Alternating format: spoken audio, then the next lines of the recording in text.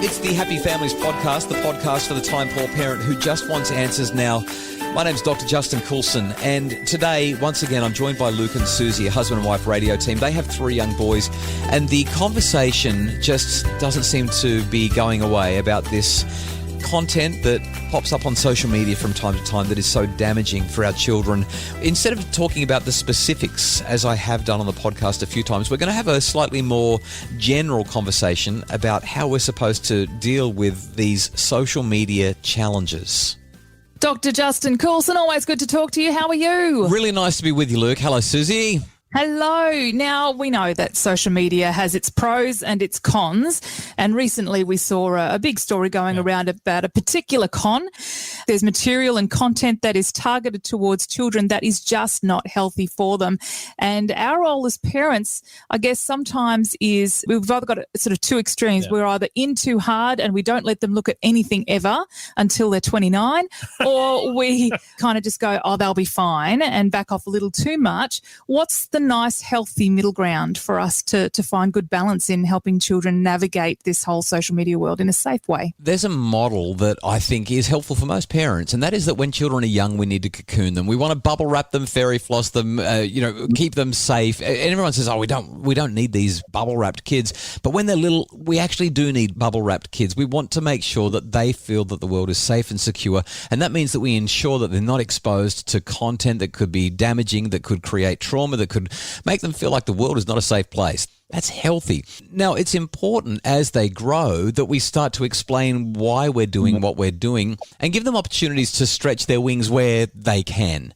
So that might mean that we're not going to give you kids access unfettered to Instagram, Snapchat, TikTok, Facebook, Twitter because you're 8. Or you're 4, or whatever it might be. But what it does mean is that we can say, yeah, of course you guys can play on screens and devices in ways that we're going to work with you on to make sure that you're feeling safe. As they get older, though, we move from cocooning them into that reasoned cocooning where we're explaining why we're cocooning them, and then we move into something called pre-arming. And pre-arming basically means pretty soon you're going to be old enough to do this stuff. You know, you're 9 or 10 or 11 years old, and you know that Instagram is coming. You know that the opportunity to be on social media is nearly here. We need to pre-arm you. We need to talk to you about what it's going to be like and what the rules are and why those rules exist and how we're going to continue to monitor and look after your safety. Once they're on these social platforms, let's say from age 13, which is probably about the age that most involved parents say, okay, finally you're allowed to because of that United States law about collecting data about young people. Once they're on, we still need to be involved in both cocooning, reasoned cocooning, and pre-arming conversations. For example, it might be okay for your children to be on Instagram, but you're going to cocoon them from a whole lot of influences by saying to them, it's okay to be here, but not to follow X, Y, and Z. You're only allowed to follow people that you know. So we're still cocooning them with lots of reasoning.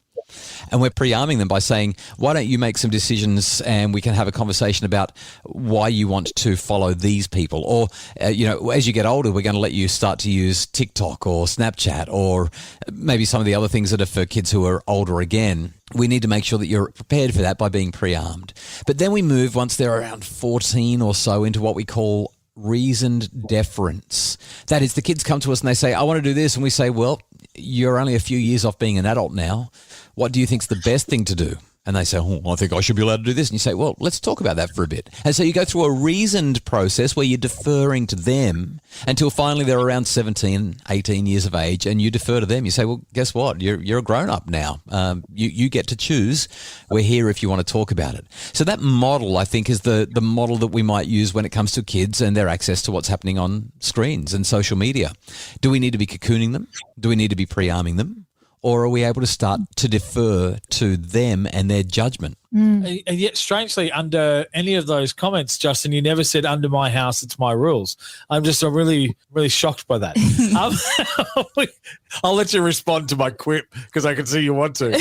Well, last week, after this thing went viral, the Prime Minister commented that parents should be removing devices from their children. And I'm not going to be political about this. I have no political blood in me at all. I'm not interested in political conversations. What I am interested in is what's going to give us the best outcome for our children. And while I'm sure that the Prime Minister had the very best of intentions, when we start saying to our children, you disobey my rules and I take the phone off you, what happens is they start to say, well, I'll just make sure that you don't catch me disobeying the rules. I'll follow your rules on my device, but when I'm hanging out at my friend's house, when I'm on the school bus, when I'm in the school playground, that's when I'll do whatever I want, and I'll use their devices so you can't catch me. So on top of that, it says that if I do the wrong thing, I'm not going to fess up to it because you're going to take the device from me, so I'm going to hide it as much as I can. Spot on. So that approach, that my house, my rules, my way of the highway approach, it kind of makes sense, especially when parents are in fight or flight mode. They're freaking out. They've heard on the news that this traumatic incident has been streamed on all kinds of social media platforms, and they want to protect their children. Therefore, they say, you need to delete the app. You need to hand in your device. Not going to work, because even if they do, all that happens is that they start to resent us and they get so curious about what they're missing out on, and they might even go and look for it in a place that's not so safe. So I think as parents, we've got the responsibility to say, hey, let's have a sit-down, gentle conversation. Let's work out the best way forward so that we can all feel good about the decisions you're going to make. In this whole scenario that we're referring to, the Prime Minister's got involved because there was an incident, there was a moment. And many of us as parents are freaking out going, okay, we don't want to draw attention to it if our kids don't have their attention already drawn to it. And yet we don't want to assume that because they haven't said anything that they haven't had attention drawn to it. And we don't want to leave it to chance that they can accidentally see it, even if I think they haven't accidentally seen it. And so as you can tell by my just rambling there, in our heads, there was a whole lot of we can try and do the right thing but feel like we've done the wrong thing. How do we navigate that space where there's a strong possibility, but we don't know for sure whether they've been exposed? I can almost hear the fear and the exasperation and the frustration in your comment, Luke. It's like, but what are we supposed to do? We can't win either way. If we don't say anything, they might be exposed and then we won't know. But if we do say something, they might go and find it and be exposed to this. Yep. The response is as follows. There is consistently always scary, horrible, terrible, no good, very bad things on the internet, and especially on social media platforms. There are people with horrible motivations who get access to this content and even hide and embed the content in otherwise innocent, pure, good places.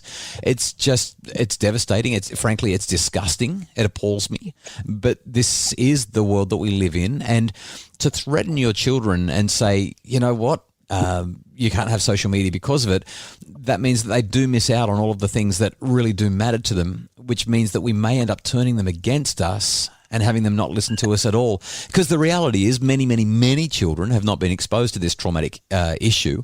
And had there not been such a big media brouhaha, fewer, again, would have been exposed to it.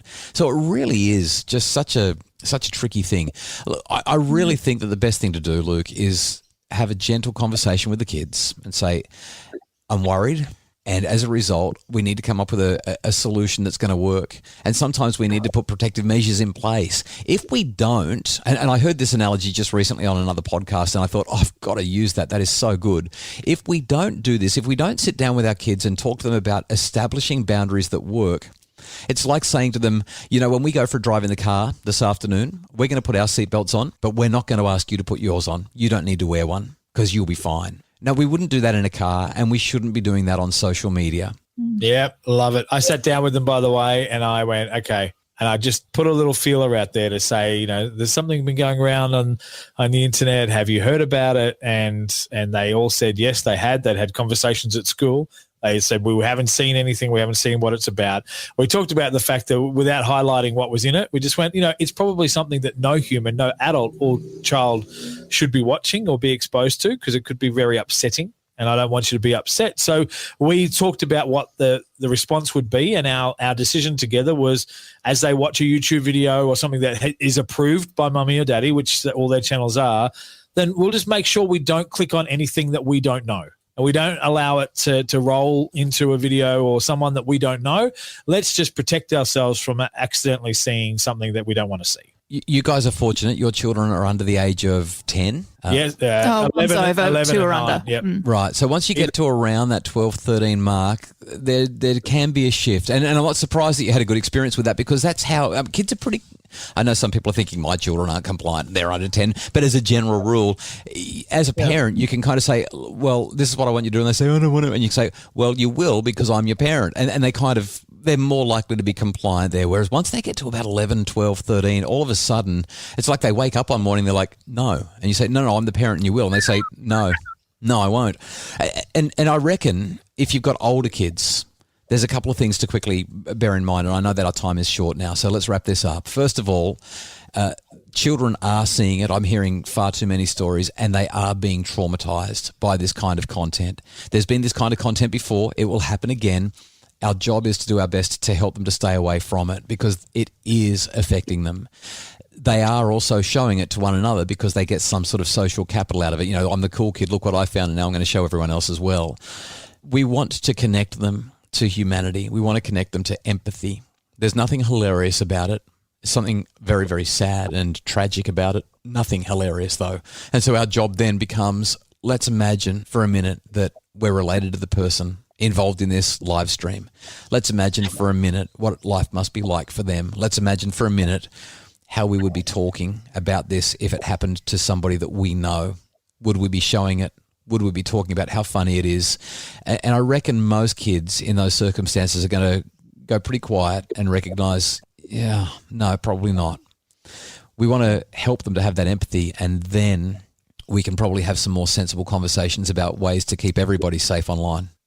Beautiful. Dr. Justin Coulson, thanks for having this chat with us. It's pretty tough stuff to try and navigate, but we appreciate that you're there to support us and guide us through it all. Thank you so much. Thanks, Susie. Thanks, Luke. Well, it's a tough topic, but thanks so much for listening. If you've enjoyed the podcast or if you know somebody who might find it helpful, please share it with them. You can share it out of the app in which you're listening, or you can go to Apple Podcasts and leave a rating and review. We love getting all your 5-star reviews, and we've had sufficient that Apple has taken notice of us and started to share the podcast a bit more widely. So thank you. If you're a new listener, by the way, thanks and welcome. It's great to have you here. If you have not yet left a rating and review, could you visit Apple Podcasts for me? I know it's a bit of a favor, but it'll only take a minute, and it will make such a difference in helping other people find out about the podcast. It's the reviews and the ratings that essentially make the podcast more visible to other people so that they can have happy families. If you'd like more info about how I can help your family flourish, we have Happy Families memberships, and all the information is at happyfamilies.com.au. So many wonderful reviews coming through about the memberships. People are getting so much value out of them, and their families are genuinely becoming happier, because when you concentrate on something and send your energy and focus there, it just gets happier. That's happyfamilies.com.au. Just click on the memberships tab and you can get memberships for as little as $2.50 a week. It's cheap as chips, and the impact can be lifelong. happyfamilies.com.au, or you can visit my Facebook page, Dr. Justin Coulson's Happy Families.